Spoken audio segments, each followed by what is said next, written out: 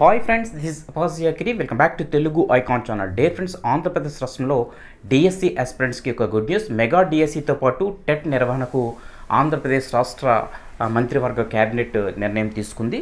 నిన్న జరిగిన క్యాబినెట్ భేటీలో మెగా డిఎస్సి అనేది త్వరలో నిర్వహించాలని, దానికి సంబంధించిన నోటిఫికేషన్ అనేది జూలై 1ని విడుదల చేయడానికి ప్రభుత్వం సన్నాహాలు చేస్తూ ఉంది. దానికి సంబంధించిన ఒక ఆర్టికల్ అనేది ఈరోజు ఈనాడు మెయిన్ పేపర్లో రావడం జరిగింది. చూడండి, మెగా డిఎస్సితో పాటు టెట్ యాక్చువల్గా 16,347 పోస్టులతో మెగా డిఎస్సి నిర్వహిస్తామంటూ తన తొలి సంతకాన్ని ముఖ్యమంత్రి చంద్రబాబు నాయుడు గారు చేశారు. ఆ విషయం మనందరికీ తెలిసిందే.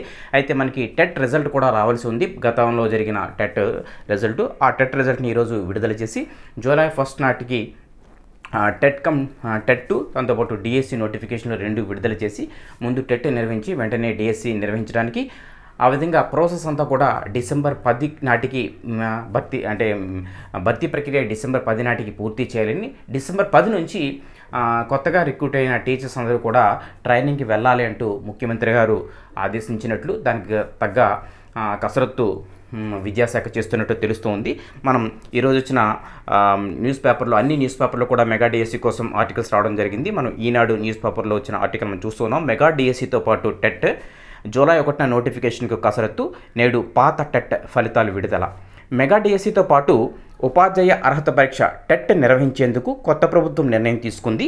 ఫిబ్రవరి, మార్చి నెలల్లో నిర్వహించిన టెట్లో అర్హత సాధించిన వారు ఈ టెట్ ప్రకటన తరువాత బీఈడి, డిఈడి కోర్సు పూర్తి చేసిన విద్యార్థులు ఉన్నందున మెగా డిఎస్సితో పాటు టెట్ నిర్వహించాలని ప్రభుత్వం నిర్ణయించింది.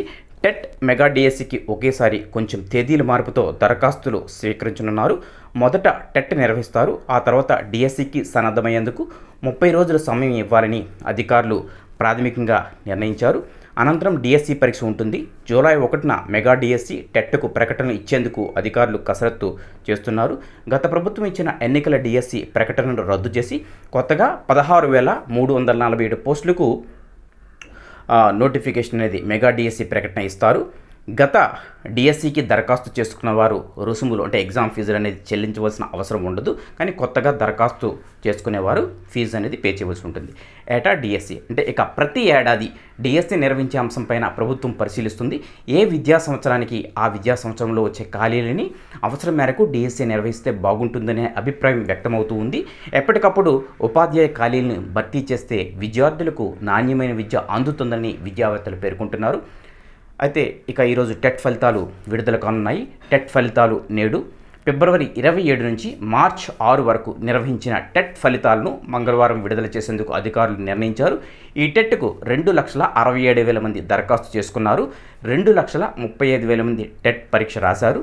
ఎన్నికలు కూడా రావడంతో టెట్ ఫలితాలు విడుదల వాయిదా పడింది. మనందరికీ తెలిసిన విషయమే. కాబట్టి ఈరోజు టెట్ రిజల్ట్ అనేది విడుదల చేయబోతున్నారు.